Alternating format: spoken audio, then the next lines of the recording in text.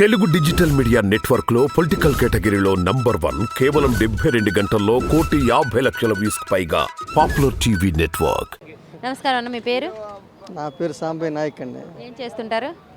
ఇట్లా కూలి పనులకి ఇట్టగా వస్తానండి. కూలి పనులకు వస్తుంటారు. ఎంతమంది పిల్లలు?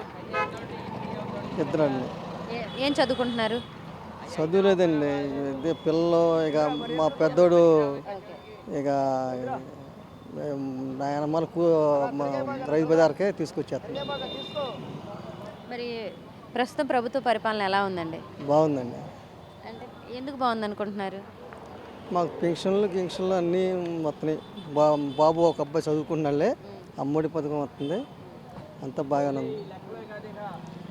మరి ఈ పథకాలు ఏమి బాగాలేవని చెప్పేసి ప్రతిపక్షాలు అంటున్నారు కదండి. అదేం లేదండి, మాకు బాగా వస్తుంది. ఈ పథకాలు ఇచ్చేసి జనాలను సోమరిపోతులు చేస్తున్నారు అంటున్నారు కండి. అదేం లేదండి, అది కొంతమంది గిట్టనోళ్ళు చెప్తారు, అది అదేం లేదు.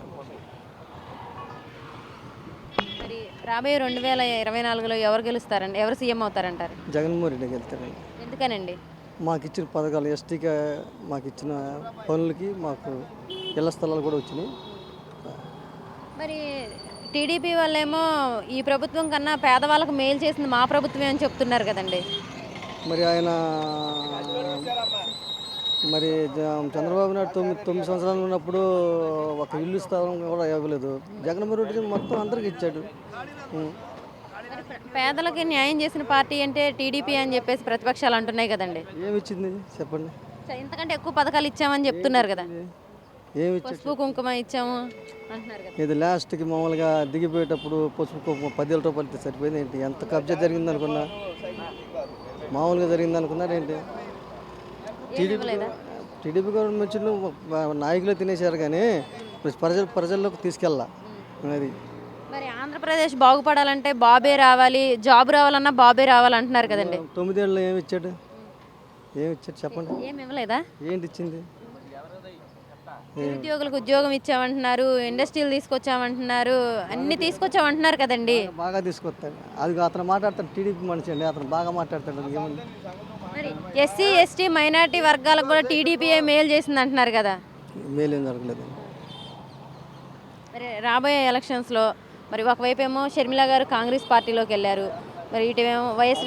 దానికి దెబ్బ ఏం తగ్గదండి. మామూలుగా అసలు అసలు ఏమి లేదు. జగన్మోహన్ రెడ్డి సీఎం అవుతాడు. అంటే ఓట్లు చీలే అవకాశం ఉందంటారా? అవకాశం ఉండదు. ఎందుకనండి, వాళ్ళిద్దరు అన్నా చెల్లెళ్ళే కదా. లేదు, అట్లాంటిదే లేదు. మరి ఒకవైపు ఏమో టీడీపీ జనసేన పొత్తులో వస్తున్నారు, ఒకవైపు షర్మిల వస్తున్నారు. మరి వీళ్ళందరినీ ఎదుర్కొంటారంటారా జగన్ గారు? ఎదుర్కొంటారు. వీళ్ళందరినీ ఎదుర్కొని ఈయన సింగిల్గా సీఎం అవుతారంటారా? మామూలుగా కన్ఫామ్గా. మరి ఎందుకనండి, అంటే ఆయనకి 14 ఏళ్ళ రాజకీయ అనుభవం ఉంది కదా, మరి ఆయన ఎదుర్కోగలరా? మరి ఏం చేశాడు చెప్పండి? పేదలకు ఇల్లు ఇచ్చాడా? చెంటు స్థలం ఇచ్చాడా? 3,000 రూపాయలు పింఛన్ ఇస్తున్నాడు ఇప్పుడు జగన్మోహన్ రెడ్డి. మరి ఆయనకున్న పేరు మామూలుగా కొంతమంది గిట్టనోళ్ళు చెప్తూ ఉంటారు కానీ జగన్మోహన్ రెడ్డికి పక్కాగా చెబుతున్నాగా. జగన్మోహన్ రెడ్డి.